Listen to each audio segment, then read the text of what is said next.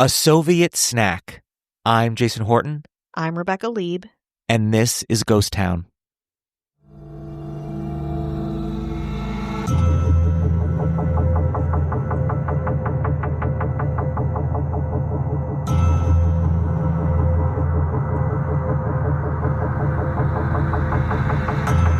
In Soviet Russia, food was meant to be practical and nutritional. But sometimes the Soviet Union took their utilitarian responsibility a little bit too seriously. Even children's candy wasn't made for the pure pleasure of consumption. It too had to be useful, nutrient-dense, and healthy. But one Russian candy bar had a controversial secret ingredient that, in my humble opinion, pushed the limits of function.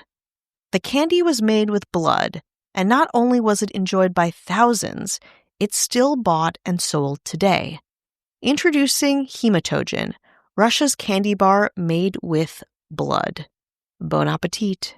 Humans have a long history of blood-based food, think blood sausage, for example, but the modern industrial era expanded the possibility of adding blood into products on a much larger scale.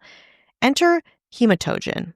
According to the website Russia Beyond, the first version of Hematogen was developed in Switzerland, circa 1890. Back then, it was kind of an energy bar, a mixture of cow blood and egg yolk known as Gomel's Hematogen. In the 1920s, the Soviet Union adapted the recipe to its own needs, creating their own mixture made from cow's blood, sugar, condensed milk, and other ingredients like chocolate, vitamin C, and vitamin B12.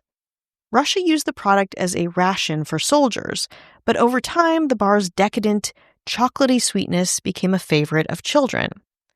Hematogen bars were generic products, often produced by slaughterhouses as a way to monetize the blood, which would have otherwise been wasted. But they were not easy to make by any means. Production of a Hematogen bar took about 24 hours. First, the condensed milk, sugar, glucose syrup, and vanillin were mixed together. Then the mixture would be left to cool, and then the blood was added, as adding cow's blood when the mixture was still hot caused it to coagulate into a bloody, gelatinous mess. The next day, the bloody chocolate sludge was molded into bars. Different brands emerged, all with their own specific recipes. First sold at pharmacies as medicine, it was advertised as a medical product, a delicious iron-rich treat used for malnutrition, fatigue, to help with anemia in small children and pregnant women, and help the recovery of injured soldiers. Because of its high iron content, which, again, not that high considering the products we have today, Hematogen bars left an oddly metallic aftertaste in your mouth. But nobody seemed to mind, as it was all disguised in copious amounts of fat and chocolate. Hematogen reached its peak popularity in the 1970s, but don't worry, you can still buy it today even on Amazon. Bear in mind, it's not going to be the same experience as the original, as manufacturers today use powdered blood instead of the real thing, but the blood is still there, and the taste is still metallic-y and chocolatey. One taster described her first Hematogen bar as a, quote, red-tinged soft Tootsie Roll with a, quote, strong molasses base and a strange note of metal on top, if you're at all curious what it tastes like.